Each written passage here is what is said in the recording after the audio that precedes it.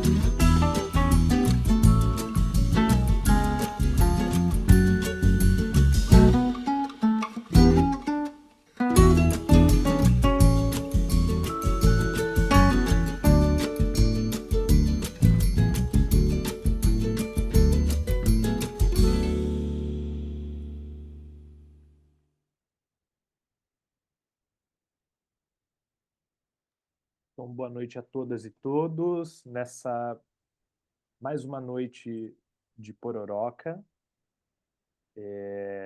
Nessa noite a gente vai ter os convidados mais que especiais, o Hugo Fortes e o Leandro Bellinazzo.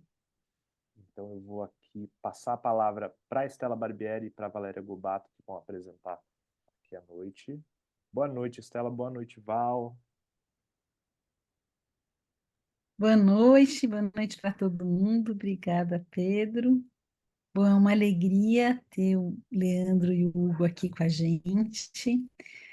A gente acabou de assistir um vídeo do INA, que é o nosso ateliê, e onde a gente também faz formação de artistas, de professores, recebe crianças, faz festas, faz pororocas, né, que é o encontro das águas do conhecimento. A gente já fez vários pororocas como esse, e nesse ano a gente está trabalhando com os biomas, então a gente vem trabalhando com a natureza no decorrer desses 10 anos, muito ativamente, estudando bastante os aspectos da natureza, as migrações, polinizações. Acho que tem sido um debruçar bastante grande da nossa parte, também convidando artistas para virem falar, biólogos, geógrafos, mateiros, quilombolas, indígenas, enfim, acho que tem sido uma trajetória interessante. E esse ano, Valéria, que temos coordenado o curso de atelieristas, resolvemos olhar para os biomas como um ateliê. Por isso, os pororocas todos têm esse assunto como fundo, a questão da natureza, dos biomas. Vou passar aqui a palavra para a Val, para ela falar um pouco do curso e desse. Boa noite a todos, que alegria estar aqui. Quanto rostinho conhecido, é muito gostoso estar junto. Já fazem 2 anos que esse curso acontece, né? Ele começa como um curso de formação de atelieristas de longa duração, são 10 meses de curso, e esse ano ele se transforma como bioma, como ateliê, num desejo de pensar um ensino mais encarnado desse bioma, né? A Estela e eu, a gente já vinha conversando muito sobre como os livros didáticos apresentam os biomas de uma maneira muito fria e objetiva, né? E a gente ficou com um desejo de trazer pessoas desses territórios com as suas pesquisas e pensar como é, a gente aprende com a natureza, como a natureza nos atravessa, atravessa nossas perguntas, curiosidades e a maneira como a gente se coloca nesse mundo, né? E entendendo que o bioma é um grande ateliê, né? Pensando em materialidades, pesquisas, invenções. Então, a gente tem passado por cada bioma.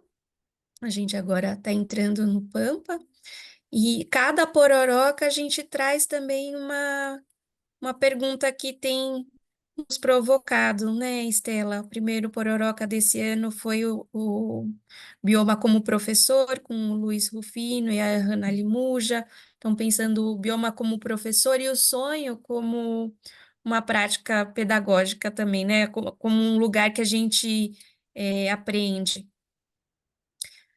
Acho que a Estela podia falar um pouquinho do segundo também. Eu acho que cada um deles, né, foi sendo olhado como uma possibilidade da gente ver vetores e forças que vão compondo os biomas, pensando que os biomas não respeitam os limites geográficos e pensando como eles estão em transformação com as crises climáticas. Então, quando a gente chama um grupo de pessoas sempre falando do bioma como um ateliê, mas também o bioma como aquele que eu aprendo no meu cotidiano, o bioma como uma prática artística e o bioma como uma prática pedagógica, a gente traz pessoas com diferentes visões do bioma, pessoas que vivem o bioma a partir da cidade, pessoas que vivem o bioma a partir do campo, enfim, diferentes experiências dos biomas, né? E a gente teve também o último, acho que a ordem já estou completamente atrapalhada, Val, você pode O lembrar a ordem segundo do... foi com o Oremê e com o Fábio Isso. Scarano, conversando um pouco sobre as plantas viajantes, né?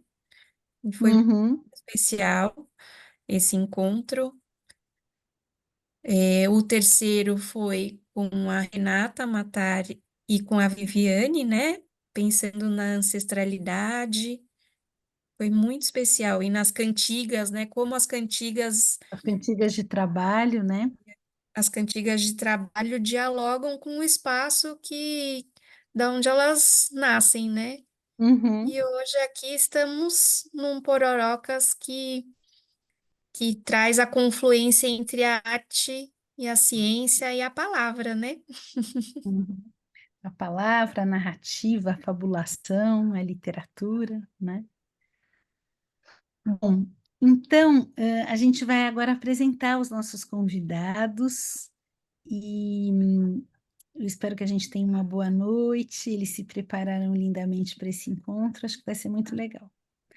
Bom, Hugo Fortes é artista visual, curador, designer e professor da USP. Como artista, já apresentou seu trabalho em mais de 15 países, em locais são vários museus, acho que eu não vou falar todos, Hugo, porque são muitos, mas são muitos museus nesses 15 países que ele apresentou o seu trabalho, e aqui no Brasil também, em vários museus, galerias, e ele teve como bolsista do Serviço de Intercâmbio Acadêmico Alemão para a realização de um estágio doutoral, né? Ele viveu na Alemanha, viveu em Berlim como bolsista de 2004 a 2006.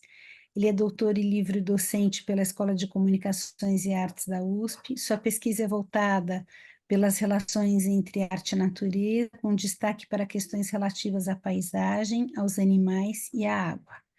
Então, o Hugo, desde que começou a ser artista, acho que vem se confrontando, se relacionando com os elementos da natureza e fazendo instalações, fazendo pinturas, fazendo objetos, né? Acho que ele vem nessa trajetória. Também já pesquisou muito sobre as relações com a água e dos artistas que trabalham nessas relações com a água. E tem uma parceria com a sua companheira Cici muito afinada também, aqui com a gente, para nossa alegria. E agora eu vou passar a palavra para Val apresentar o Leandro. Leandro Belinazzo é professor da Universidade Federal de Santa Catarina, atua na formação docente junto às narrativas escritas e imagéticas embebidas de ficção, orienta pesquisas que articulam educação, meio ambiente, arte e cultura a partir de perspectivas que flertam com os estudos culturais. Estreou na escrita literária em 2021, com Do Tamanho do Mundo, publicado pela Nave. Vai Ser Difícil Dormir Esta Noite, editado pela Mundru em 2023, que é o seu segundo romance. A Expansão dos Começos, da Casa 3, em 2024, é um livro de não ficção que revisita a sua trajetória acadêmica. Então, eu passo a palavra aqui para o Leandro. Muito obrigada. Boa noite a todas e todos. Antes de tudo, queria agradecer a oportunidade que o espaço está oferecendo para a gente fazer essa conversa, né? Sobretudo a Estela e a Valéria. Uma alegria também estar aqui compartilhando com todos e todas que se inscreveram, né? E que estão aqui porque já vêm fazendo processos formativos. E também, assim, uma alegria poder estar conversando com o Hugo nessa noite, né? Eu espero que o nosso encontro, né, tenha esse efeito germinativo e possa ser também compositivo, né, de outras paisagens entre a arte, a ciência e a educação. Os encontros, né, quando eles são alegres e desejosos de escuta, eles incendeiam em nós vontades de vida, jamais queimam, né, existências outras. Bem, eu me debrucei na obra, sobretudo pictórica, do Hugo, nas suas pinturas e nos seus textos mais recentes, né? Aí eu tracei uma espécie de cartografia que passa, então, por esse percurso, e neste percurso eu criei 5 pontos de parada. E são sobre esses 5 pontos que eu vou fazer as minhas intervenções, as minhas falas, o meu início de diálogo. Vou situar rapidamente quais são esses 5, que talvez nem todos dê tempo da gente conversar. O primeiro é sobre os procedimentos, tanto artísticos, né, como educativos.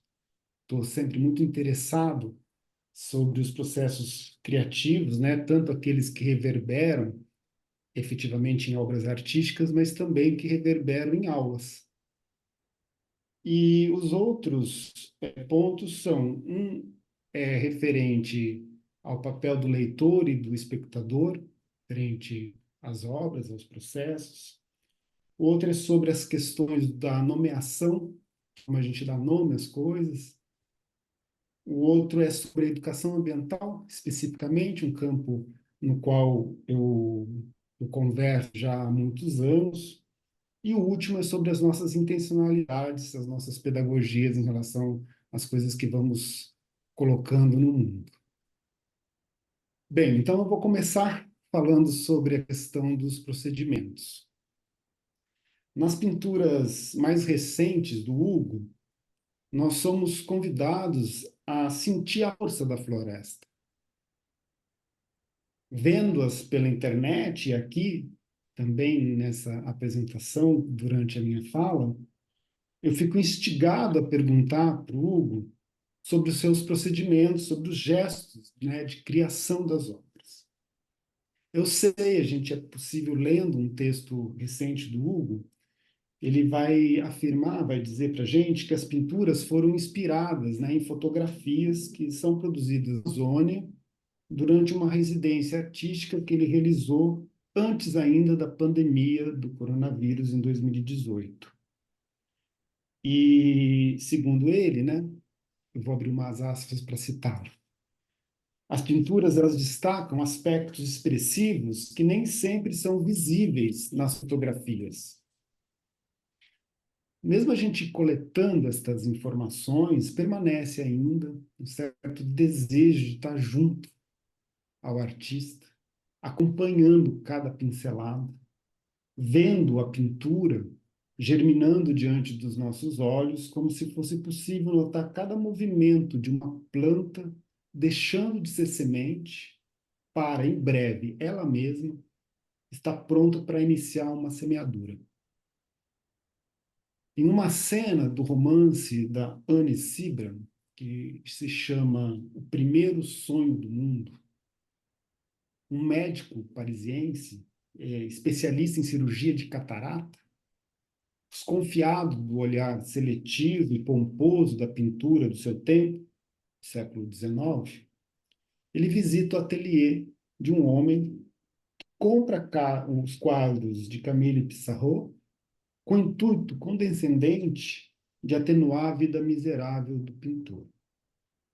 E aí, de repente, perambulando pela poeira do espaço pouco iluminado, o médico ele estaciona diante da pintura de uma paisagem matutina e um rigoroso inverno.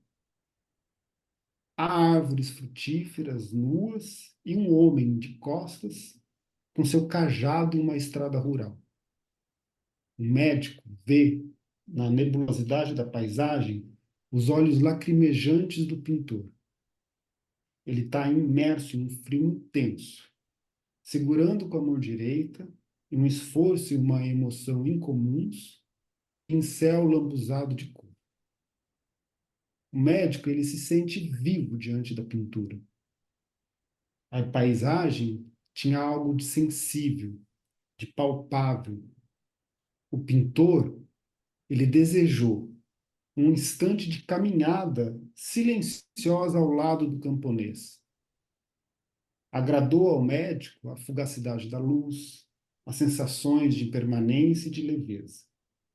O médico ele não suspeitava que a pintura pudesse ir tão longe, que pudesse explorar com tanta precisão a pequena música dos limiares, mergulhar assim nas bordas e tocar o inesperado.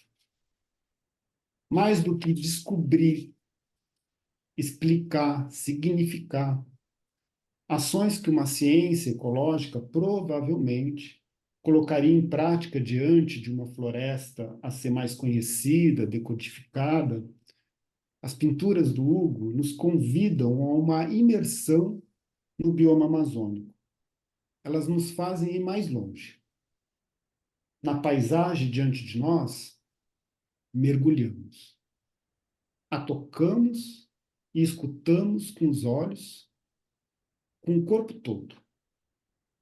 Não está em jogo nas pinturas, me parece, um ponto de vista privilegiado. Nem mesmo há um único ponto de vista. Há uma inundação expressiva, mistérios.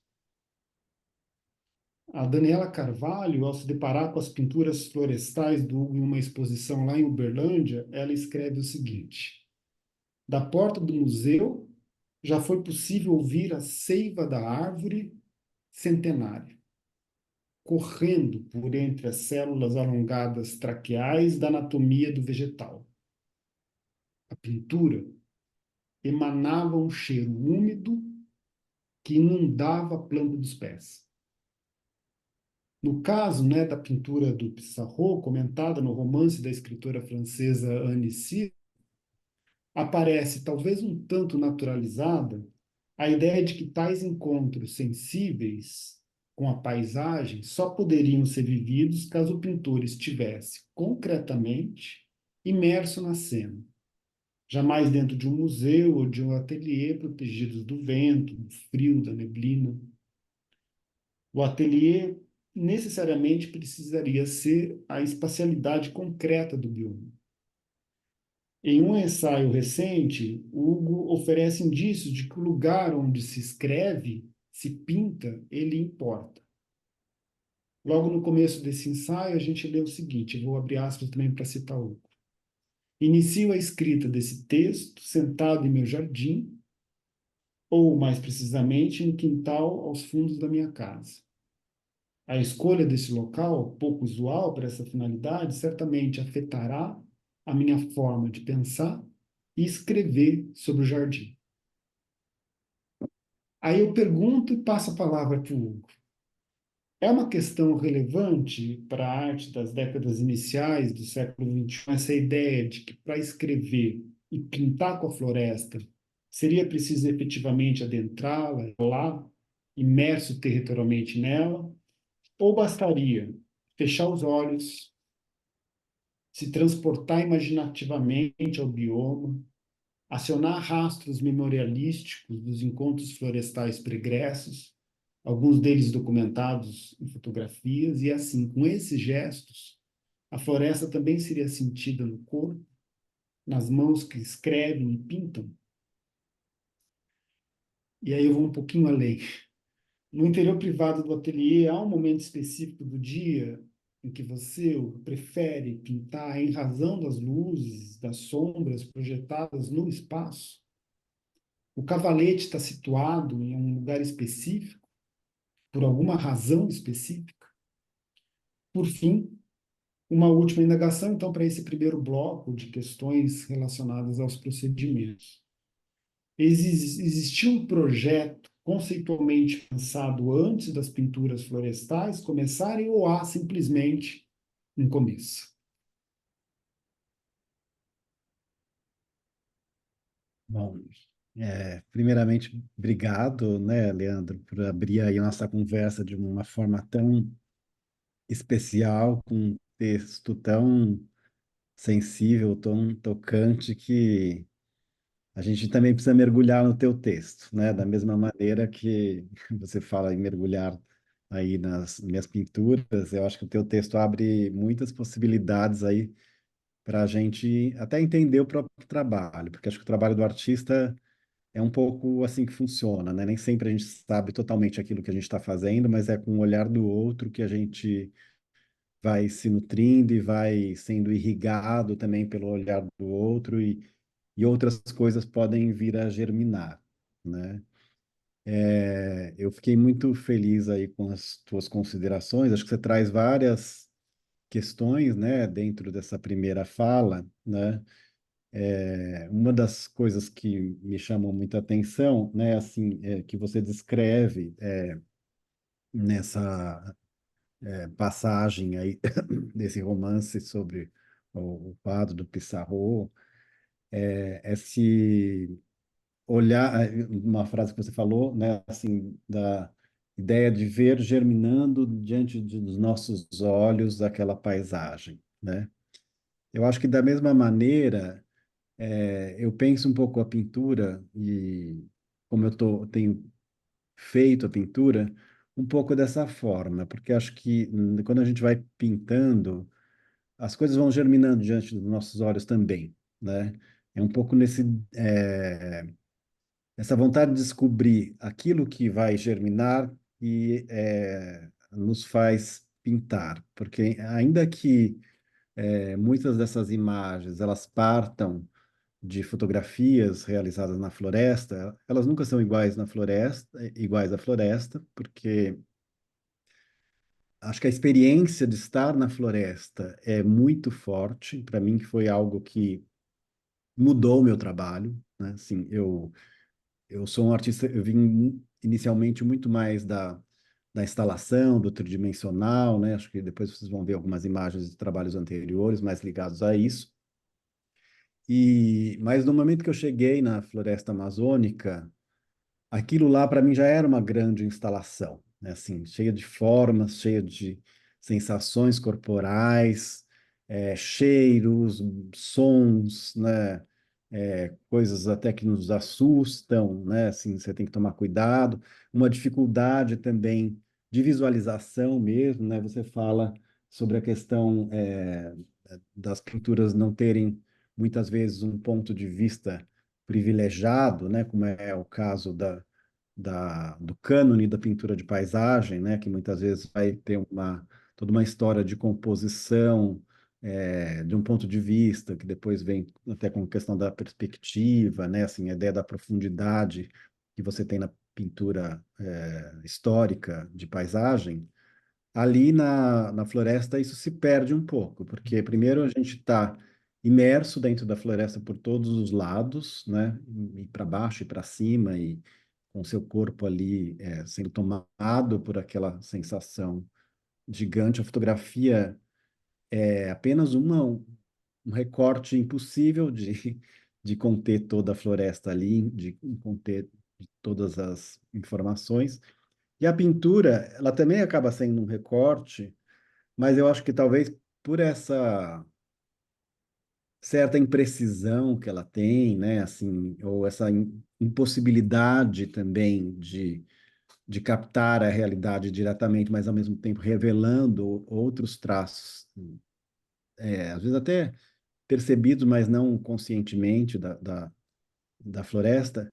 Eu acho que ela abre essas possibilidades para a gente poder ter algumas sensações que não são sensações puramente baseadas na forma, no contorno das coisas, nas cores puramente, mas são sensações mais difusas, né, que envolvem um pouco esses aspectos fenomenológicos ali sentidos na natureza. E aí, ligando também com uma outra coisa da sua pergunta, né, você fala aí dessa ideia, né, do pintar diretamente do espaço da floresta, o espaço da natureza, ou pintar dentro do ateliê, né? E isso vem até como uma pergunta histórica, assim, né? Porque assim a pintura ao ar livre, ela é algo que é conquistado mais ali no final do século XIX, né? Assim, principalmente com o impressionismo, assim, porque antes, porque condições técnicas, dificilmente o pintor conseguiria pintar ao ar livre diretamente, né? Ele teria que fazer um esboço, um desenho e depois levar para o ateliê e trabalhar em cima daquilo, muitas vezes a partir de cânones compositivos, também rearranjando aquelas imagens. Com o surgimento das tintas em tubinho, assim, né, que possibilitam você trabalhar ao ar livre e coisas mais portáteis, começa a aparecer essa possibilidade de pintar do natural, como a gente costuma dizer, né? O que é uma grande dificuldade, né? Porque o natural, a natureza, ela está sempre em constante transformação, né? Assim, a luz muda a todo momento, você tem o vento, você tem animais, você tem os pós, as folhas que caem sobre a pintura. Então surgem outras dificuldades, né? Mas que acho que são incorporadas muitas vezes até pela pintura impressionista, também a ideia da fugacidade, da passagem do tempo e tudo mais, né? E agora, no meu caso específico, como a maioria dessas pinturas foram realizadas na Amazônia, aliás, a partir da experiência da Amazônia, quase todas elas foram realizadas depois, na verdade, da experiência, e vários anos depois. Porque ali, naquele momento, quando eu fui a primeira vez, eu ainda não trabalhava tanto com pintura, eu realizei, primeiramente, um vídeo, né, sobre a floresta, que depois, no final, a gente vai mostrar. Porque também o vídeo era algo que era portátil, fácil de ser filmado Na verdade, assim, até uma coisa prática, assim, eu levei uma câmera super bem boa para fazer fotos e vídeo. No segundo dia da Amazônia, empolgado, entrando no rio para fotografar, a câmera pifou por causa da umidade na Amazônia. Aí tive que me virar um pouco com o celular e tinha levado um computador que então consegui captar imagens pelo celular e o vídeo e depois editar rapidamente no computador que eu tinha disponível e emprestar um único projetor que existia no lugar, que era de uma sala de aula lá, para poder realizar uma instalação de projeção desse vídeo sobre a cama em que eu dormi, sobre a qual a gente vai mostrar, depois posso falar um pouquinho mais. E fiz muitas fotos sem saber muito bem o que fazer com aquilo. E passaram-se alguns anos, né? Veio o momento da pandemia e um momento que a gente teve essa possibilidade de ficar ali em casa, rever esse material, né? Assim. E aí, com a pandemia, eu comecei a ter vontade de pintar algumas daquelas imagens, assim, trazendo essa floresta de volta, né? Então tem uma coisa da memória também, né? E essa sensação, eu às vezes na época eu cheguei até a pensar assim, que a gente estava vendo na pandemia uma coisa tão assustadora de morte, de destruição e as queimadas também que ocorreram no mesmo período, né? Assim, naquele governo horroroso que a gente teve. Então eu vi muito essas pinturas naquele momento também como uma possibilidade de encontrar uma vida possível, né? Assim, trazer um pouco dessa vida da floresta porque assim, fiz também essas pinturas de queimadas, né? Porque acho importante mostrar os dois lados, mas para mim também foi muito importante trazer esse lado vivo, né? Assim, a gente poder compartilhar um pouco dessas sensações obtidas ali na floresta, né? E então eu acho que assim, a pintura ela evoca um pouco, né, dessa sensação vivida. As das queimadas já são imagens produzidas a partir de imagens captadas da internet, de outros lugares. Não tive a oportunidade de ver uma queimada ao vivo, embora tenha visto já lugares queimados que acabaram virando fotografias também que foram transformados, né? Agora, eu acho que assim a questão do estar no lugar para pintar alguma coisa, né? Assim, pintar no ateliê ou no lugar, acho que ela mudou um pouco hoje, né? Para mim é muito importante estar no lugar, mas não necessariamente pintar exatamente naquele momento, naquela hora, porque existem condições técnicas também que era praticamente impossível você pintar no meio da Amazônia. Algumas pessoas talvez consigam, eu não conseguiria, mas acho que a questão tecnológica nos ajuda um pouco assim nesse sentido. Mas a sensação de estar, acho que os meus trabalhos nascem muito da sensação de estar naqueles lugares, isso é muito importante. Eu acho que, mesmo nas instalações, muitas vezes os trabalhos tinham a ver com alguns lugares específicos e aquelas sensações que a gente procura evocar através do trabalho. E aí, com relação a isso também, deste lugar do pintar, o lugar do ateliê, né? Se tem algum espaço específico do ateliê, uma luz, um horário. Não tenho exatamente um horário assim, específico, depende um pouco da gente encaixar isso na nossa vida aqui, que é de professor também, né? Talvez uma localização um pouco numa parede que é no lugar lado oposto da luz, né? Assim que é iluminada pela luz do dia, mas à noite também tem uma iluminação pensada para ficar um pouco neutra, para manter uma certa neutralidade, né? Mas algumas pinturas também elas reagem um pouco à luz. Isso acho que é uma coisa interessante. Algumas daquelas que apareceram na primeira parte, elas têm alguns tons dourados, alguns tons metálicos, que é difícil de aparecer aqui na reprodução, mas que conforme a luz elas mudam um pouco. Isso também é algo que me interessa, assim, essa, esse variar da luz na própria pintura e no próprio lugar, né, onde você está, né? Então, acho que tem muitas questões, são coisas que eu estou descobrindo também, né? Acho que isso é legal de dizer também. A pintura, ela tem, sei lá, uns 4 ou 5 anos. Eu tenho uma trajetória de artista de uns 30 anos, mas nos últimos anos é que eu tenho me dedicado mais à pintura. Então, ainda é um processo de descobrimento mesmo, dessa germinação, como você diz, né? Que continua ocorrendo.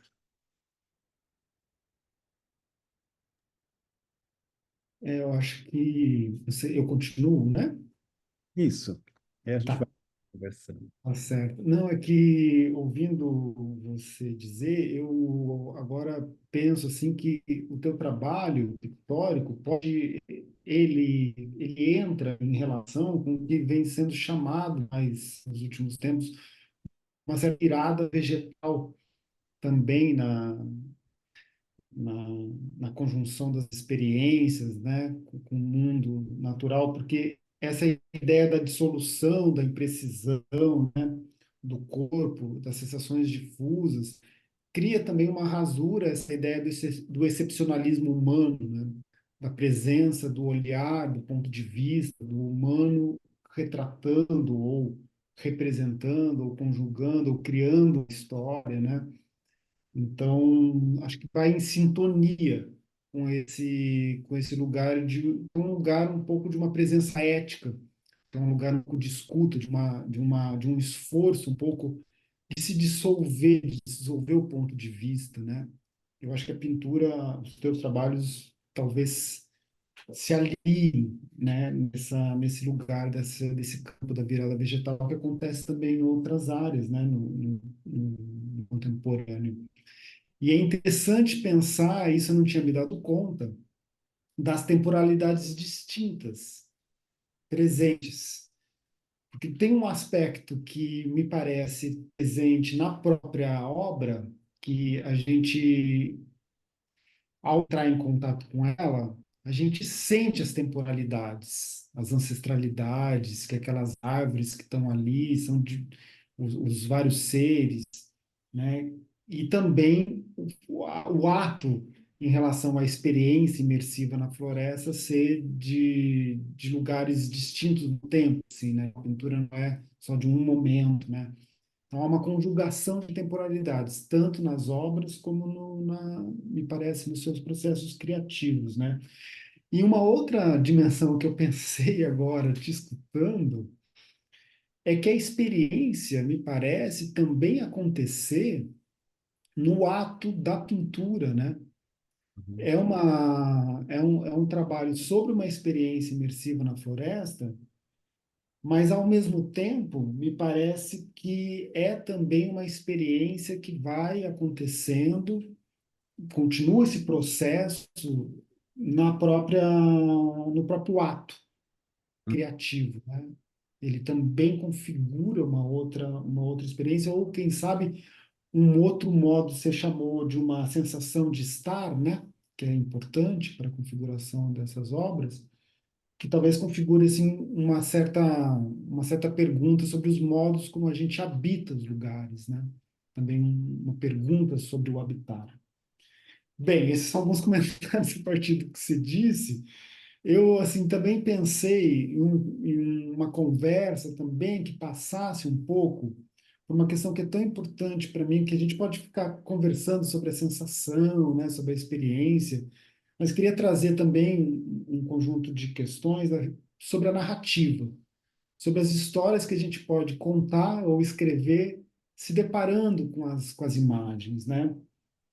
E assim, a gente está diante do vivo, né? Quando a gente está diante das pinturas florestais. E para mim, me parece que elas desejam uma conversa. É como se a gente tivesse, se elas estivessem ali à nossa espera, né? Nos pedindo delicadamente. Por favor, crie uma narrativa comigo, né? Faça algumas conexões. A gente deseja, nós, as pinturas, né? Escutar alguma coisa vinda de você, né? E, claro, a gente tem uma ideia de de que a obra de arte, né, ela é uma experimentação das forças, ela aglutina as forças, né, que as forças e as sensações que elas movimentam, ou seja, a arte é tomada aí como uma inscrição de forças. Mas eu fico pensando também que, por um lado, não gostaria de deixar de lado a narrativa, a possibilidade de a gente contar histórias com essas imagens, né? Uma primeira pergunta que eu elaborei em relação a isso é se construir narrativas com as suas pinturas as enfraqueceriam, né?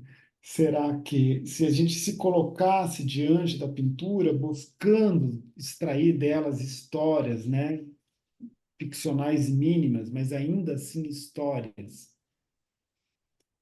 que no papel de um escritor que gosta da prosa e da narrativa, né, eu vejo as pinturas pedindo esse gesto silencioso da escrita, não apenas poética, mas de uma escrita em prosa mesmo, né?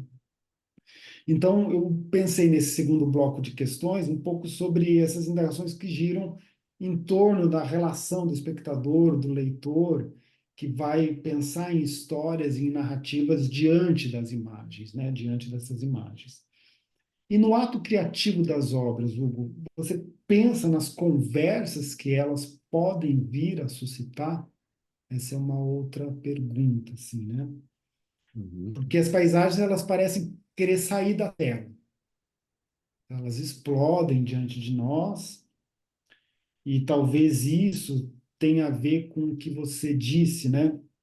De que na pintura há uma maior expressividade buscada por você, que talvez as fotografias não trouxessem, né? E eu leio essa sensação como um desejo de escuta.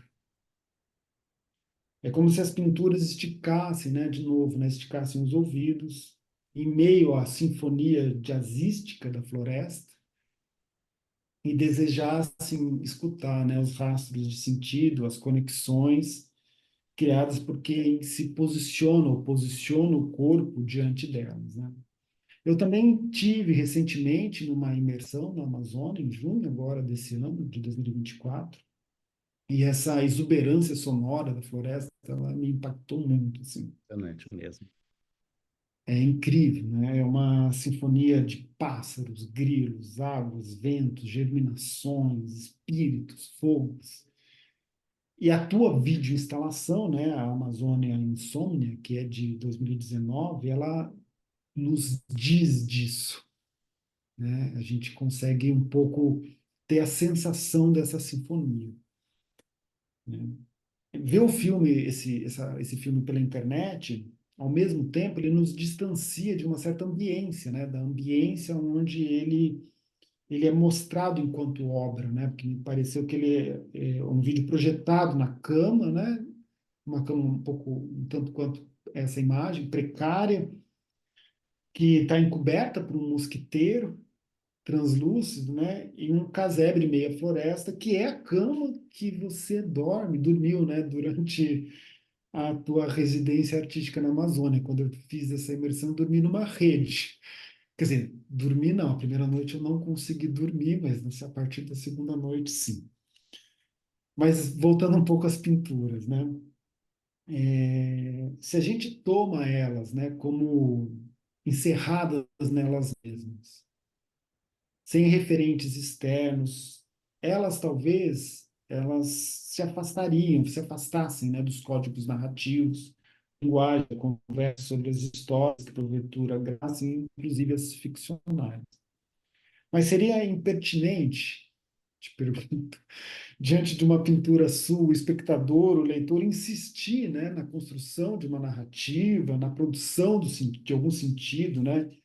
Que esses gestos de narrar, esses gestos de significar, eles são muito presentes nos atos da ciência.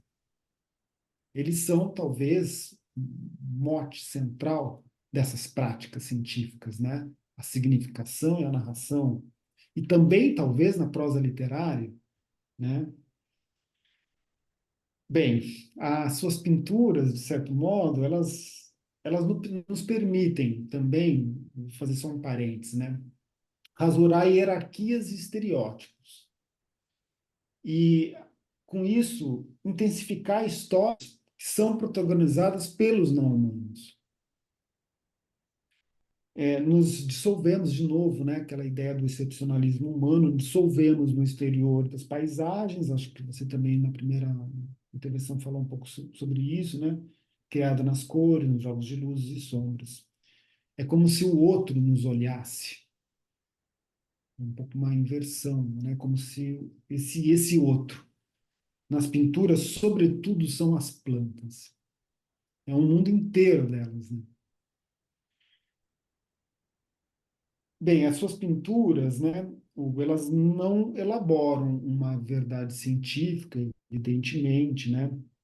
Mas diante dela a gente é transportado às nossas imaginações, às nossas ideias que são apreendidas na cultura, inclusive nas aulas escolares de ciências sobre os biomas, sobre a Amazônia, sobre o que entendemos ser uma floresta, né? Se você se visse como um leitor, aí vou finalizar com essa pergunta, que eu acho uma pergunta difícil, desculpa por ela. Nem sei se eu saberia dizer algo sobre. Se você se visse como um leitor, né, sobre um espectador daquilo que você mesmo está criando. Há nas pinturas uma conversa, uma escuta, uma coleta que é das suas próprias histórias? Legal. Bom, são muitas questões também, né? São. Então, eu queria comentar algumas e também quero fazer umas perguntas para você em relação a isso também que você falou e ligando um pouco como eu vi um pouco da sua produção também, né? Bom, primeiramente você mencionou a questão da virada vegetal, né? E depois também essa questão desse questionamento do excepcionalismo humano, a questão dos não humanos, né? Queria falar um pouco como que eu cheguei também nisso e como que eu penso um pouco isso, né? Na verdade, antes de chegar na floresta, eu fui para os animais, né? Assim, das águas, eu parti para os animais, eu comecei a fazer alguns trabalhos sobre animais que eu não trouxe. Esse aqui, na verdade, que a gente está vendo é uma exposição que foi sobre pássaros, sobre a ideia do voo, que não vou detalhar muito, mas antes disso também fiz vários outros vídeos sobre animais e de uma forma um pouco impensada, assim, não sabia muito bem. Começou com um vídeo de uma cachorrinha que eu tinha que é, documenta apenas ela dormindo, cochilando, né, assim, que eu nem sabia muito bem que aquilo poderia ser um trabalho artístico, e depois acabou se transformando. E aí, estudando também, ainda na época do meu doutorado, tive acesso ali também na Alemanha com vários textos e pensadores que tratavam dessa questão dos animais, e foi algo que começou a me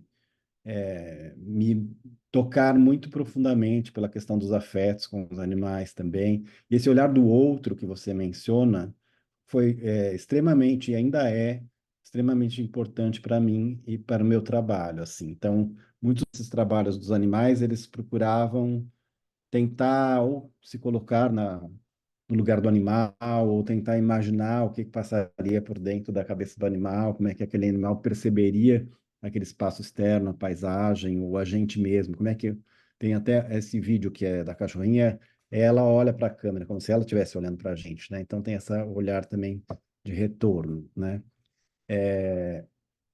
As paisagens, elas vieram depois, né? Mas acho que já com conhecimento, assim, dessas questões aí da virada animal e da virada vegetal também. E, e é algo que eu sempre penso também, né? Assim, como a gente se coloca diante delas e acho que isso acaba, eu acho, acaba refletindo. Não foi algo que eu pensei muito conscientemente, não, na hora de fazer as paisagens. Eu até achei muito interessante você ter mencionado isso, porque nunca tinha pensado tanto nisso com relação à questão, vegetal, né? Agora, eu queria falar também um pouco da questão da narrativa que você traz, né? E aí também jogar algumas questões para você com relação a isso, né? Já que você é um grande especialista nessas questões da narrativa. Quando eu fiquei lendo aqui, eu li recentemente o teu livro, né? O Leandro tem esse livro que chama-se um romance, Vai Ser Difícil Dormir Esta Noite. Não sei se dá para... Acho que não aparece muito na câmera aqui. Mas e também tive contato com alguns textos seus de educação ambiental que falam sobre narrativa, né? Eu fui lendo o livro e não vou contar toda a história do livro aqui porque eu não vou dar spoiler, mas vou contar algumas sensações que eu tive. Eu achei muito bonito assim a maneira como você vai construindo essa história, é uma história de dois adolescentes assim, né? Uma menina e um rapaz. e que é narrada, as histórias são narradas a partir do ponto de vista deles mesmos, né? Como se eles estivessem escrevendo e contando uma linguagem simples, que mistura coisas do dia a dia, coisas, acontecimentos, como com as suas próprias reflexões, as suas divagações, as suas seus sentimentos, né, as suas memórias, né? E essas histórias vão ficando entrelaçadas, tem uma hora que você não sabe direito se é algo que está acontecendo mesmo, se é a imaginação do personagem, assim. E, e tem na maneira como o texto é construído, uma espécie de torrente de pensamentos mesmo, né? Assim, como se fosse um retrato da própria cabeça do escritor, do personagem ali, né? Que é um pouco, talvez, como a gente pensa mesmo. Achei incrível essa sua capacidade de captar esse pensamento da gente que é um pouco confuso e vai e volta, né? Assim, e o que eu achei muito interessante, eu fiquei pensando quando eu li o livro, e assim, no final, né, do livro, a gente fica ainda pensando, o que será que aconteceu depois, né? Assim, como que será que essa história vai continuar, né? E, e aí eu fiquei pensando nessa questão da narrativa, assim, e na diferença da questão da narrativa no campo da literatura e no campo das artes visuais, né? Primeiramente me veio uma primeira ideia que depois eu já fiquei repensando, acho que não é bem isso, agora te ouvindo, eu queria te ouvir mais sobre isso. Uma ideia que eu tive ao ler o livro é que na narrativa literária, a gente, talvez por trabalhar com palavras, né, que é uma linguagem temporal, né, que as coisas se constroem ao longo da narrativa no tempo, a gente consegue acompanhar esse desenvolvimento da narrativa, que parece que vai chegar num lugar, assim, mas eu acho que a sensação que eu tive, pelo menos ao ler o teu livro, é que o mais importante não era tanto o lugar aonde ia chegar, mas era esse percurso, né? Era esse caminho, né? Era essa forma com que esses personagens vivem essa história e vão caminhando, né? E essa capacidade de narrar aquela produção de sentidos que às vezes tem sentido, às vezes não tem sentido, mas que é essa vivência desse contato sensível com o mundo, que é muito especial, assim, da maneira como você traz, né? E eu fiquei pensando, como que será que é isso na construção de um trabalho de artes visuais, né? Primeiramente, no papel do leitor, assim, porque quando a gente lê uma obra literária, a gente recebe um pouco essa narrativa no tempo, esse percurso ali que você vai acompanhando né, ao longo do tempo. Mas quando a gente vê uma pintura, uma obra de artes visuais, é como se a gente começasse, é como se a gente começasse do fim, né? Você tem ali o que aconteceu na história no final, e aí eu começo a tentar buscar ou criar narrativas a partir daquela imagem, né? Como se você chegasse diante de uma floresta envidraçada, assim, na qual você não pode entrar, mas que você tem que ficar imaginando o que está por trás dali, o que que eu não vi que não apareceu nessa imagem, qual é o som dessa floresta, qual é o cheiro, né? E eu fiquei pensando se isso seria uma ideia válida, assim. Mas depois pensei em outras coisas também. Pensei assim, bom, mas também tem um negócio da narrativa que vai se construir, se fazer sentidos que se dá para o artista, quando o artista está criando e está fazendo essas imagens se revelarem, né, assim, e que vão ficar plasmadas. Até tem dois momentos, né? O momento do fazer do artista e o momento do espectador, né? Que o espectador que vai se deparar com aquilo, né? E aí você até trouxe a questão assim do espectador que olha e quer conversar com as imagens, né? Quer pensar sobre elas, né? Aí eu queria te perguntar, se na verdade, que você comentasse um pouquinho sobre isso, assim, como que é nesse processo de criação literária, né? se como que vai se dando essa construção dessa narrativa, né? Assim, ela vai surgindo de uma forma, acredito que talvez teve muito vai e vem, assim, mas ela vai surgindo de uma forma fluida, que o começo é o começo mesmo e o fim é o fim, ou isso muda, vai para frente, vai para trás, né? E queria que você comentasse um pouquinho disso. Aí depois eu acho que eu posso emendar e falar mais um pouco, continuar nessa conversa. Obrigado, viu, pela leitura, pela pergunta, assim, né, também. O processo desse livro em específico, né, você vê, assim, os capítulos iniciais do livro, tanto da primeira narradora, né, da Maria, como o capítulo inicial do outro narrador, do outro protagonista, esses capítulos iniciais dessas duas partes, que uma é narrada por uma menina, outra pelo menino, eles foram escritos depois, meio que no meio do processo. Então, havia uma intenção de uma questão que eu queria tocar através da escrita desse romance e que não se sustentou. A verdade é essa, eu não consegui sustentar essa questão, que é uma questão que o livro foi escrito grande parte dele durante a pandemia. Eu estava muito interessado em pensar essa questão da incomunicabilidade, a nossa incapacidade de se comunicar, de se falar, assim, né? De quando isso acontece, assim, quando cria uma clivagem que a gente não consegue mais conversar, Uhum. né? Com uma pessoa ou com algo, alguma coisa que a gente, por um certo tempo, a gente vinha conversando e, de repente, por algum motivo, alguma coisa, isso se rompe e parece que o diálogo se torna impossível.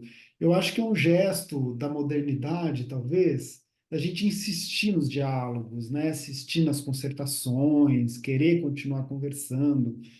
E assim eu tinha uma sensação de que às vezes isso se torna mesmo impossível.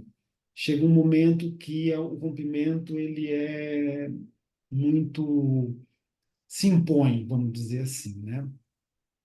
E eu estava querendo escrever um romance sobre isso, que me parecia também uma questão muito do mundo desses jovens que estão numa idade que tudo parece exigir uma definição e que, na verdade, você não tem condições ainda de sustentar qualquer tipo de decisão, né? Com 15, 16 anos, como é que se sustenta decisões que às vezes são muito grandes, né?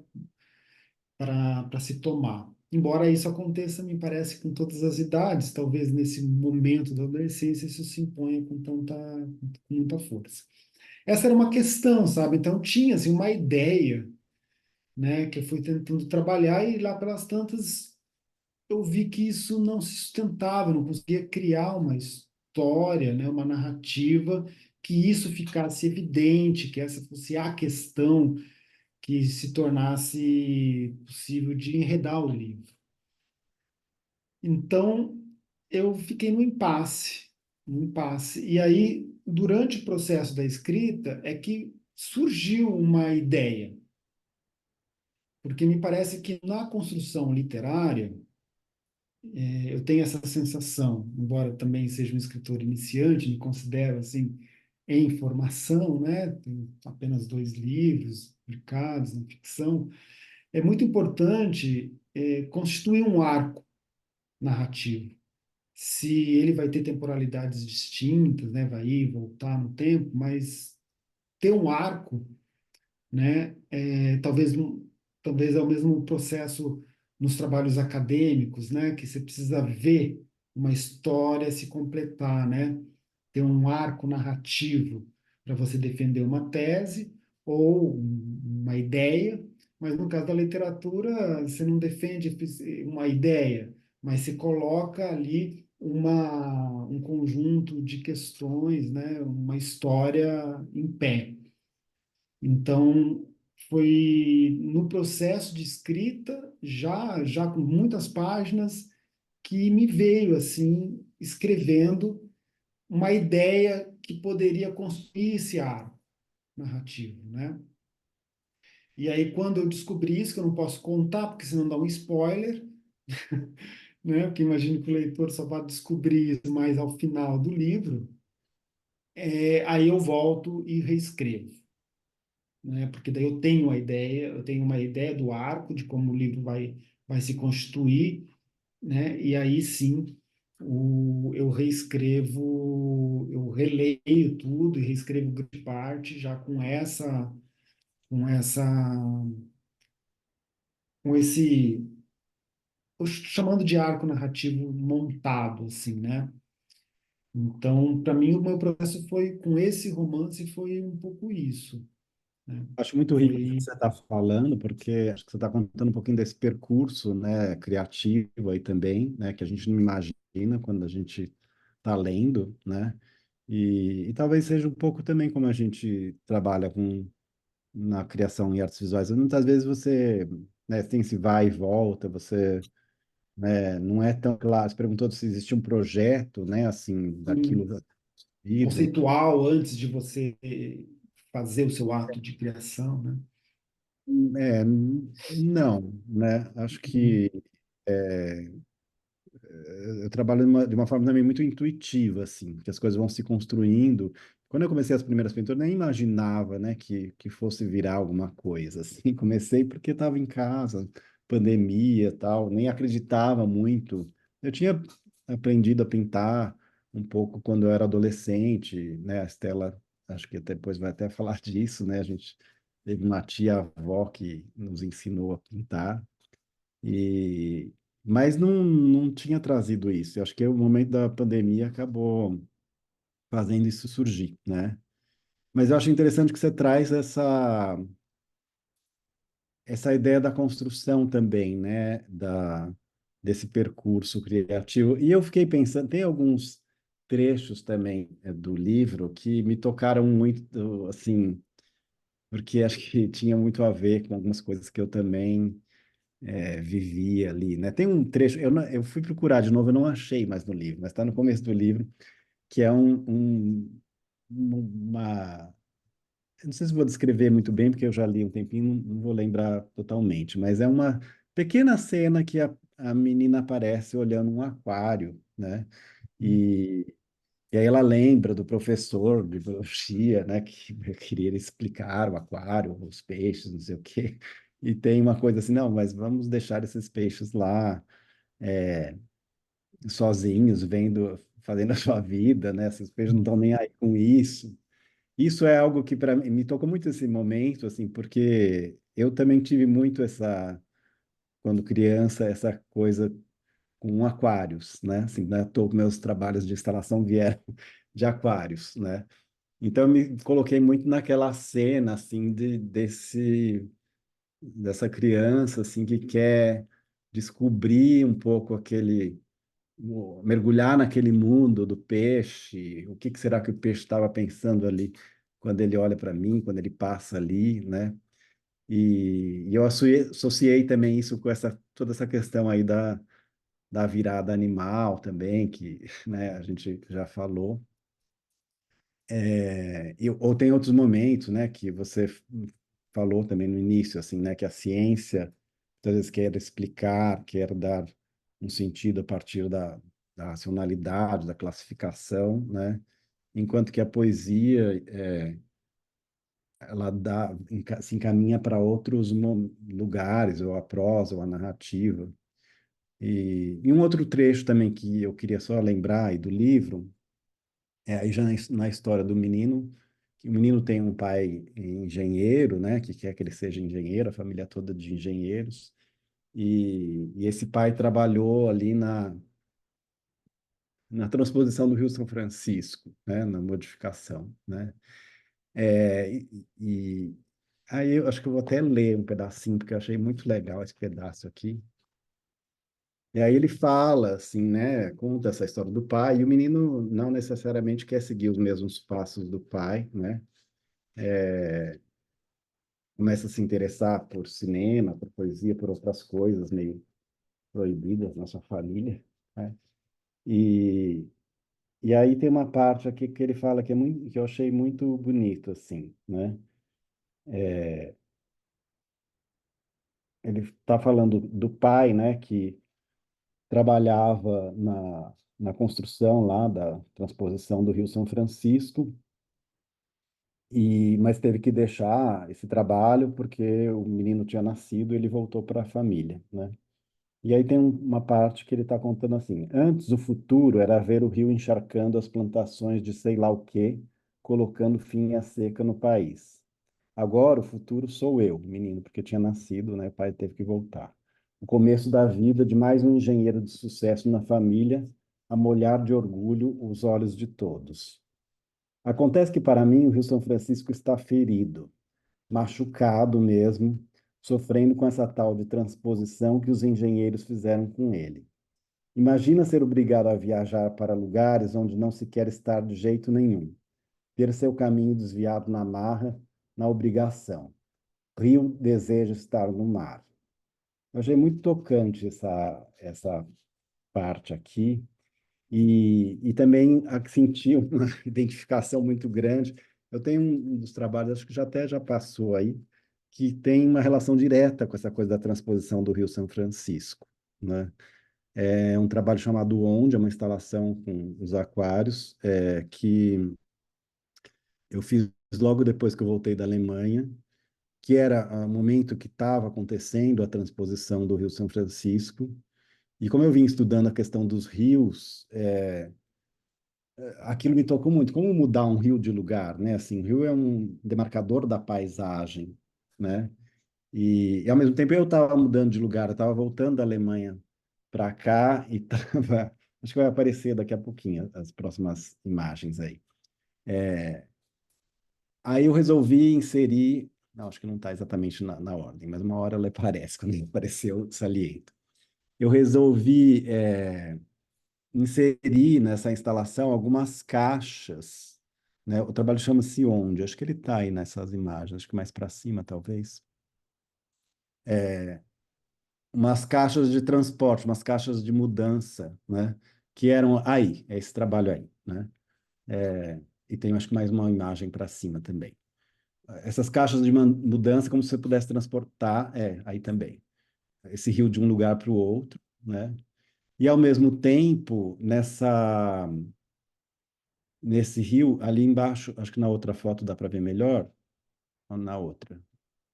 Aí, nesse aquário maior, tinha esses aquários ficaram guardados enquanto eu estava na Alemanha num depósito, e quando eu voltei, fui abrir as embalagens, eles estavam cheios de cupim.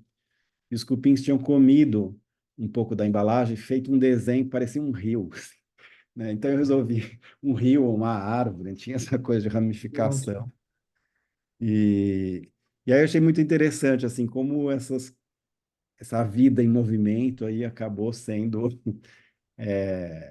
acabou surgindo ali, né? E dialogando com isso. Então, assim, só quis trazer essa instalação, assim, porque eu achei que tinha muito a ver com esse trecho aí do teu livro, assim, também. E essa ideia de que um rio só quer chegar no mar, né? Ou essa possibilidade desse mundo natural, porque eu também senti no teu livro, e acho que agora você falou que eu até ia falar sobre a questão da educação ambiental, eu já vou te dar o gancho para isso, mas eu acho que aí aparece, né? É legal que eu achei que no livro ele também tem alguns momentos aí de educação ambiental, né? Assim, essa história do rio, na história das mitocôndrias que aparecem, né? Na história É, do Paris, da cena do Paris, Texas, do Wim Wenders, né, que tem uma elaboração sobre a questão dos plásticos, né, que é pesquisa exatamente, né? Tem uma coisa toda do antropoceno ali, né? antropoceno ali também. E eu achei muito rico, assim, essa possibilidade, né, de trazer essas questões através da literatura, através da narrativa. E você perguntou também, só para finalizar, para te passar para comentar um pouquinho sobre a educação ambiental, mas você comentou também se essa questão da narrativa, né, se ela se eu me incomodaria das minhas pinturas virarem narrativas ou gerarem conversas, né? Não, muito pelo contrário. Eu não sei muito bem quais são as narrativas que elas vão provocar, mas é isso que me interessa, né? Eu adoro ouvir as histórias que as pessoas contam quando veem os trabalhos, né? Porque elas me trazem outras histórias que às vezes eu não tinha pensado, né? Mesmo nas instalações, e histórias das pessoas mais variadas, desde o crítico de arte que vai lá até a faxineira do museu que vai comentar alguma coisa. E porque eu acho que a obra de arte ela possibilita isso e a gente lê, a gente se coloca também como espectador diante dela, né? Assim, a gente descobre outras ideias e daqui um tempo vou descobrir outras, né? Uhum. E não vejo nem. Eu acho que essa questão narrativa é algo que até existe uma discussão na história da arte, na arte contemporânea, durante um determinado período, né? Assim, principalmente na arte contemporânea, aí dos anos 60, anos 70, arte conceitual, que se opõe um pouco à ideia da narrativa, Uhum. né? Por E isso que eu vai. fiz a pergunta também. Eu fico É, pensando nisso, assim. Uhum. e se coloca como a arte tem uma verdade em si, uma coisa, né, do objeto em si, do objeto que não necessariamente faz referência a alguma outra coisa, mas ele já é em si uma força. Que eu acho, na verdade, assim, que foi um pensamento que me influenciou também por um Uhum. bom tempo, né? Mas não total, nunca me convenceu totalmente, né? Porque eu acho que eu sempre gostei um pouco da questão narrativa também. E eu acredito que mesmo os trabalhos que se opõem um pouco à narrativa, ou que se pretendem mais opacos, mais abstratos, mais sem referência de algo externo, eles também são passíveis de serem interpretados por uma narrativa, né? Mesmo a pintura abstrata, né? Tem pessoas que criam histórias, né? Às vezes tem pintores que odeiam aquilo, né? Assim, de criar histórias em cima das suas pinturas. Uhum. Mas eu não, eu acho que hoje na arte contemporânea, pelo menos da maneira como eu vejo, isso não é um problema mais, né? Eu acho que a questão da narrativa, aliás, alguns pelo contrário, às vezes aí caem no outro lado, que se torna apenas uma representação de uma narrativa, de uma história, mas faltam essa espécie de opacidade também que é buscada pela arte contemporânea. Eu acho que é legal as duas coisas, sabe? Assim, poder ter uma certa opacidade, uma narrativa que não entrega tudo. É como eu acho que no teu livro, isso que eu gostei, não é uma narrativa que vai te dar tudo pronto, né? Às vezes tem na arte contemporânea, pelo menos a curadoria, por exemplo, tem algumas curadorias que acabam se sobrepondo um pouco à obra, né? Assim, já dão quase que As chaves os de burros. leitura, né, já estão ali, né, no É, texto que a gente isso, vê quando está adentrando a exposição. é.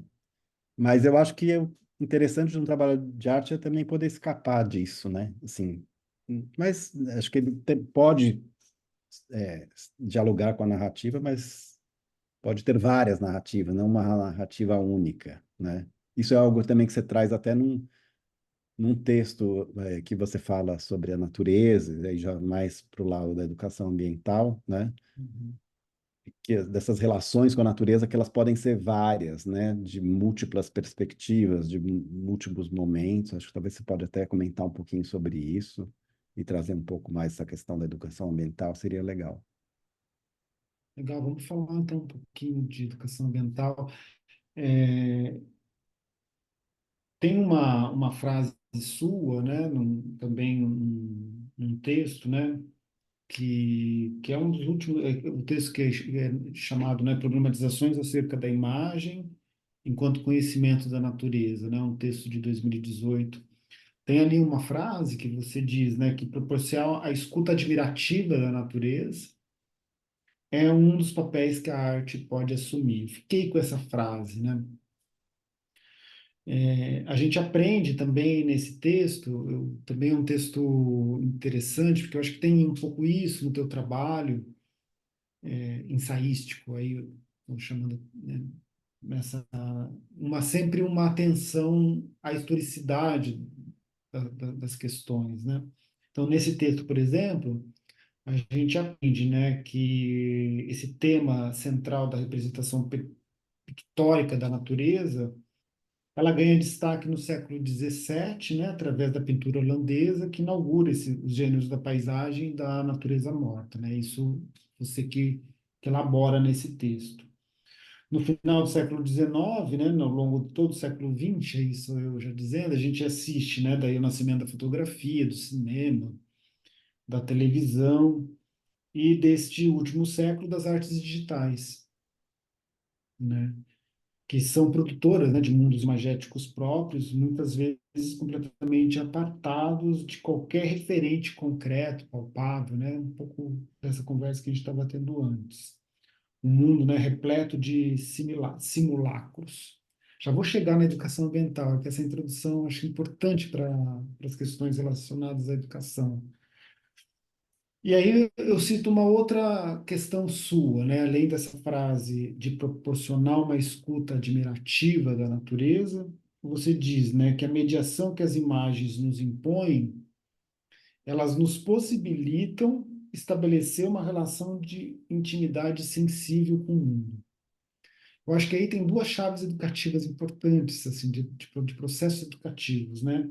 A escuta admirativa e essa possibilidade de estabelecer relações de uma intimidade sensível com o mundo. Então, me parece aí que você, né, que é imerso nesse processo de criação de uma arte que possa nos tocar, nos oferecer estranhamentos estéticos, nos provocar perguntas. E para fazer isso, então, não solicita esses dois movimentos, tanto uma escuta admirativa como a criação de uma relação de intimidade com o sensível do mundo. E aí eu vejo, então, nessas duas chaves, um gesto de pedagogia. Não sei se eu posso dizer isso, né? Certamente, porque quando a gente fala isso, um gesto de pedagogia, vem todo um mundo de sentido junto, né? Então, não estou querendo dizer que há aqui uma imposição, uma pedagogia no sentido de impor um processo, uma agenda, né, de criação, ou de um engajamento que busca resolver, né? Também tem um pouco isso, né? Problemáticas sociais, socioambientais que são agudas e históricas pela arte. Não se trata disso. Mas me parece que há um compromisso educativo também, que é também, ao mesmo tempo, político e estético, que é um compromisso com as gerações do presente. Se fala muito nas gerações do futuro, mas queria, assim, fazer esse chamamento, que é uma espécie de um compromisso educativo com o presente. Um presente que já está impactado pelas mudanças climáticas e pela exaustão dos biomas. Isso já está entre nós, né? Então, por uma educação ambiental que se acostumou durante muitos anos a ser tributária de um aspecto da pedagogia moderna, né, de ter no aspecto da racionalidade, da razão, do sentido, da significação, da explicação, da consciência, o seu principal modo de operação, né? Parecia que basta saber, basta conhecer, basta entender, e isso se resolveria, a gente já estaria ambientalmente educado, e isso promoveria mudanças no mundo, nos nossos modos de relação com os não-humanos e com os outros humanos. Isso pode vir a ser um aspecto importante, né, presente também nas práticas de educação ambiental, mas esse âmbito da criação de uma relação sensível com o mundo, de uma escuta, que é uma escuta, como é que você chamou? De uma escuta admirativa, são aspectos que a educação ambiental, durante muito tempo, não colocou em cena, me parece. Eu tenho essa impressão, né? Não fazia do sensível e da admiração, de uma escuta admirativa, como motes centrais, porque estava muito envolvida em ensinar efetivamente o que estava acontecendo, em criar informação e criar aspectos assim mais ligados à racionalidade.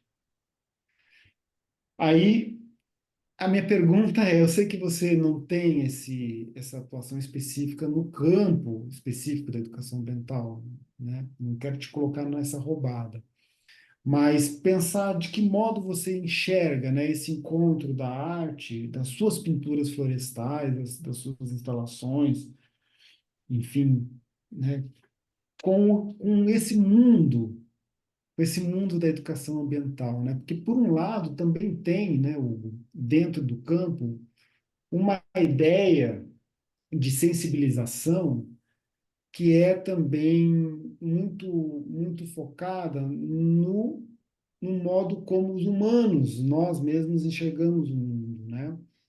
Então, me parece que o trabalho da arte no contemporâneo, tá, nos seus trabalhos, está muito envolvido com essa virada mesmo, uma virada de que da gente se deixar afetar, se deixar se mover, se deixar se inundar da presença da alteridade não humana entre nós.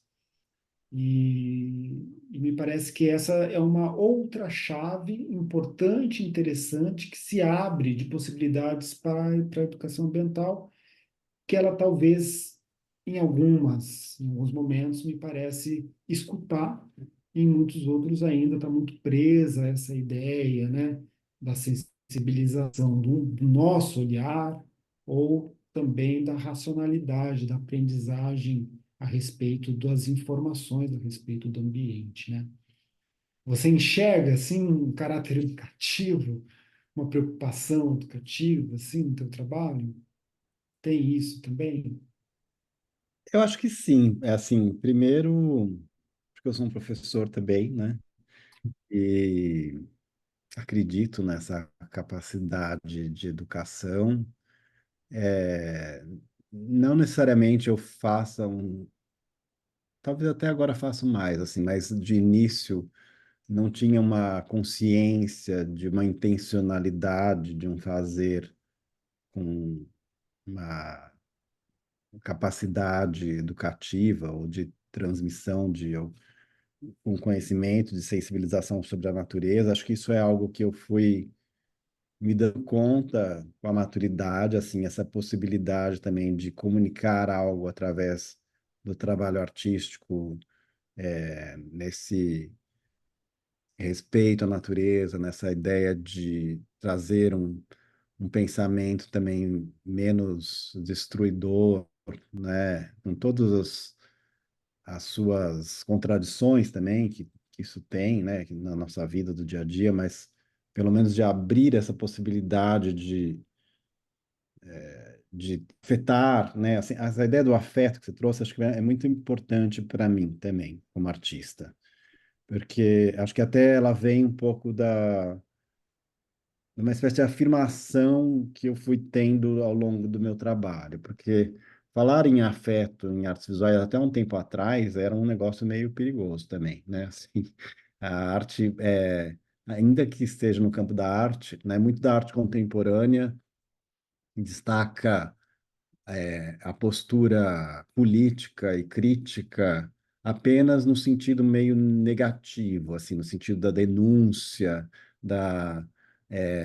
de uma certa racionalidade também, né? De vamos demonstrar que está sendo destruído numa linguagem com jornalismo, com uma linguagem política, que eu acho que é muito importante também, né? Sim, sem Mas dúvida. eu acho que não é a única. Eu acho que assim é muito importante também afetar pelo maravilhamento, pela beleza, pela contemplação, né? Assim, alguns críticos de arte talvez vejam esses trabalhos e torçam um pouco o nariz, vão falar, mas você está falando de contemplação, né? Você está tirando da realidade. Eu não vejo dessa forma. Eu acho que a contemplação, essa escuta admirativa, como eu chamei aí, ela é uma potência também, ela tem uma força de sensibilização. Eu acho muito bonito como você traz aí nesse texto, e em outros textos que eu li teu também, né? Essa forma de sensibilizar também as pessoas através da educação ambiental, não só a partir dos dados racionais, da explicação, mas desse contato sensível, né? E eu li também um artigo seu recente, acho que até de um trabalho de uma orientanda sua que fez um trabalho junto a um parque, ela vai coletar informações ali levar as pessoas, os vizinhos que tinham medo de entrar no parque e vão começar a entrar por causa de fotografias que ela leva, e depois ela leva, faz as pessoas perceberem aquele parque de uma outra maneira. Eu achei isso muito especial, assim, porque eu acho que na, muitas vezes eu não sou um conhecedor de educação ambiental, assim, nunca estudei isso profundamente, né? Um pouco porque eu acho que o trabalho toca nisso, participei de alguns congressos, assim, relacionados à comunicação ambiental, também veio da comunicação, né? Então, participei de alguns congressos nos Estados Unidos e no Canadá sobre isso. Uma das coisas que me chamava a atenção nesses congressos é que, embora eles até incluíssem lá uma pequena exposição de arte, era aquela coisa que ficava ali, mas no cantinho, né, que ninguém sabia muito bem o que fazer com aquelas obras, o que fazer com aquilo, aquilo acabava virando uma ilustração, vamos colocar um pouco de arte aqui, mas as palestras eram principalmente conduzidas, na maior parte, por jornalistas ou pessoas que discutiam política. Nos Estados Unidos era ainda pior, porque era sobre mudanças climáticas, sobre o Trump e todas as notícias que falavam do Trump, os dados, as informações. Mas para mim, como artista, faltava um pouco este outro lado, assim, né? Por mais que você faça uma análise de tudo que o Trump disse, ou de todas as notícias que saíram sobre as catástrofes ambientais, as mudanças climáticas, será que isso é suficiente, assim, né? Para a gente poder sensibilizar as pessoas, né? E outra coisa que me veio assim à cabeça quando você está falando isso, vou fazer uma crítica que eu nem sei se deveria, mas uma sensação que eu tive. A gente foi recentemente no Museu do Amanhã, né? Que é maravilhoso, o espaço, o lugar é incrível, a arquitetura sensacional, a tecnologia toda. Só que, assim, a exposição acaba cansando um pouco, porque é tanto dado, que em alguns momentos tem um arrebatamento sensível forte, legal também, com vídeo, com a tecnologia, com coisas enormes. Mas em outros momentos, aquilo se torna uma chatice, porque, assim, para mim faltou um pouco de arte ali, sabe? É mais legal você olhar pelas janelas do Museu da Manhã e ver aquela paisagem maravilhosa do Rio, do que ficar só vendo dados que vão se sucedendo ali, que são importantes de estar presentes também, né? Mas eles até tentam, né? Em alguns momentos, acho que algumas partes da exposição são mais bem-sucedidas, né? Para te engajar sensivelmente, mas nem sempre isso acontece, né? Acho que eles estão Então, preocupados com isso nesse momento, inclusive. Eu Acho que fui então, dar umas aulas é. de educadores e acho que eles estão bem implicados, assim, no sentido de fazer outras costuras, de abrir umas brechas para aprofundamentos em certos aspectos. Então, eles estão fazendo um trabalho bonito nesse sentido, assim, de procurar outros caminhos, né, para que não fique tão tecnológico, mas que tenha um ambiente mais quente também. Eu sinto que há uma preocupação com isso, com as várias faixas etárias e É importante, né? gente, olha, vocês sabem que passou tão depressa o tempo e que agora já são 9h05. E a nossa, gente tinha algumas perguntas, o Leandro tem muito mais outras coisas para falar, mas foi muito linda essa conversa. É uma delícia poder ir mais fundo mesmo, né, nas questões da invenção, como é que as coisas são inventadas, o que que nos atravessa, como é que a gente vai dialogando com o mundo, e também acho que, quando vocês falaram de educação ambiental, acho que tem um risco na educação ambiental de ficar uma coisa muito moralista e pouco ética e pouco vivencial, né? Eu acho que vocês trouxeram esse aspecto dessa experiência corporificada que enfim, o Leandro trouxe essa experiência quando a gente vai para a Amazônia, que é tudo ao mesmo tempo agora, né? Você sente cheiro, você ouve todos os barulhos, você sente calor, você fica aflito, você fica encantado, é tudo junto, né? Um turbilhão. E acho que o Hugo também trouxe esses aspectos, né? Dessa imersão, que depois eu acho que as pinturas dele super revelam, né? Eu me senti muitas vezes vendo as pinturas dele, me senti com essa exuberância, e até no texto que o Leandro preparou, né, dessa paisagem que parece que vai transbordar, né, parece que vai invadir a sala, né, o espaço está pequeno para ela. Acho que foi muito legal. E acho que a gente queria muito abrir para perguntas, né, Val, também das pessoas que estão aqui com a gente, porque acho que está todo mundo aí com uma coceirinha também de falar alguma coisa, perguntar.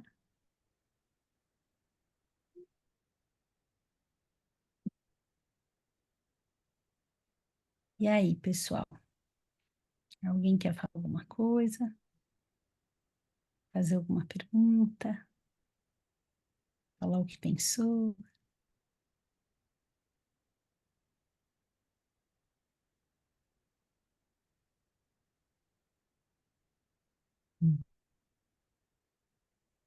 Eu acho que a gente podia caminhar para as nossas palavras finais aqui. Queria agradecer demais, Hugo, demais, Leandro. Foi tão bom ouvir vocês. Acho que é raro assim uma conversa que a gente vá pensando junto com as pessoas, né? Que tem uma interesse assim da experiência mesmo, da experiência, de ser uma experiência conversa também, né? De pensar por um caminho, pensar por outro. Acho que foi muito bonito poder mergulhar na obra do Hugo e também um pouco na obra do Leandro. Eu fiquei com muita vontade de ler esse romance e muito legal. Val, quer falar alguma coisa? Eu queria agradecer. Eu acho que foi uma super oportunidade para se embrenhar na floresta do Hugo, né? Nessas camadas do trabalho. E quando o Leandro traz procedimento, nomeação, ele convida a gente para olhar para a obra do Hugo, mas para pensar também em como a gente faz as coisas, como a gente inventa e pesquisa o mundo. E quando ele vai decupando dessa forma, eu fiquei pensando como a gente dentro do ateliê faz isso como professor, né? Quando ele fala assim, fiquei pensando se escrever ou pintar em certo lugar transforma esse fazer, transforma, né? É, isso a gente tem pensado muito de como esses procedimentos, como esse cotidiano que a gente traduz como intuição vai tomando corpo das nossas pesquisas, né? E vai é, dando pistas de coisas que a gente está perseguindo e que a gente parece que é intuição, mas na verdade a gente está lendo uma série de coisas ali, né, que estão dentro da nossa pergunta maior. Então foi bonito ver como você foi fazendo quase uma arqueologia, né, e possibilitou esse pensamento sobre os nossos processos também. Obrigada. Uhum. Muito Eu bonito. também agradecer, assim, comentar, assim, primeiro agradecer a Estela pelo convite, né, que foi um convite Uhum. muito especial para mim. A Estela, acho que muitos de vocês não sabem, é minha prima, né? E a gente começou essa conversa muito tempo atrás, né, Estela?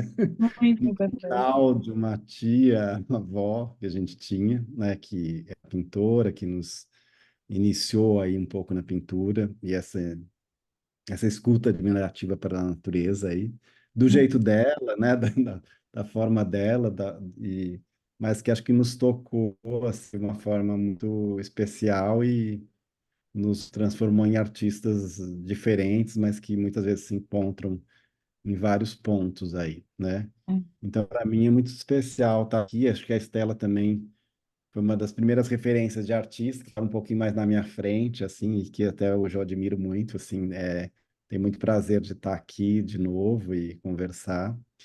E quando a Estela me fez o convite, né, para participar aqui da conversa, ela falou, mas me fala com quem que você gostaria de conversar, alguém de outra área, né, não um crítico, um curador, ou um artista, mas quem que a gente podia trazer, assim, de uma outra área?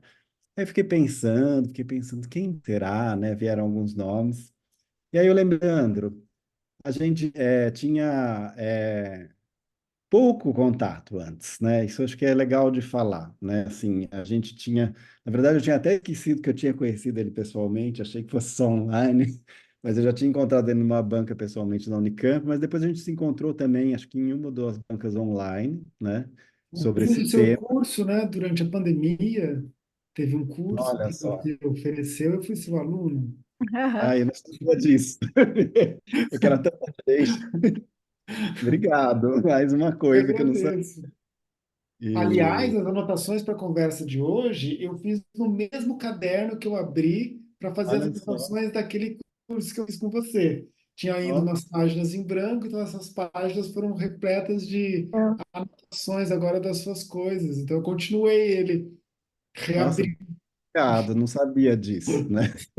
E- mas é engraçado, assim, né? Como a gente percebe, assim, porque eu me lembrava muito das bancas, assim, né? Que a gente participou e me chamou muita atenção a tua abordagem, o teu jeito de sensível, né, de chegar nessa questão da biologia, da natureza. Depois você me convidou também para escrever um artigo, né, para uma revista que estava organizando, e eu fiquei com muito medo, porque era uma revista de educação e biologia, assim, né, falei, ixi, né, será que vão aceitar o meu artigo? E no final aceitaram, deu certo. Mas foi muito legal, assim. Acho que foi um encontro muito bom e que eu acho que aqui se completou, assim, né? Eu agradeço, queria te agradecer muito a tua generosidade também, Leandro, sabe? Assim, de olhar meu trabalho e escrever esse texto maravilhoso, né? Assim, e poder trazer esse diálogo, assim, para uma coisa tão frutífera, assim. Acho que muitas coisas germinaram daqui, né? E Eu queria até te também, pedir, Leandro, se a gente pode deixar as pessoas lerem o seu texto, porque ele é muito lindo. As pessoas que estão Claro, aqui. claro. Eu tenho algumas E, anotaçõezinhas que eu já vi que eu tenho que arrumar. Eu vou fazer tá, isso e eu mando para vocês, daí vocês podem tá compartilhar. ótimo. Aí a gente manda para as pessoas.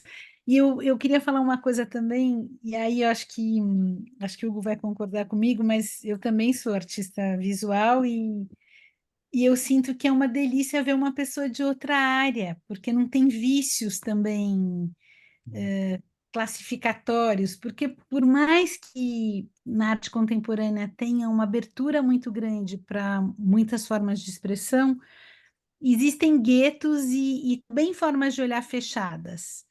E eu verdade, acho que o meu encantamento assim de ler seu texto é que era uma pessoa investigando uma obra de verdade, sem ficar classificando ou fazendo perguntas genuínas. Eu achei muito lindo isso. Quero te agradecer demais também. Foi uma experiência linda. Eu que agradeço a oportunidade, Foi um encontro. incrível.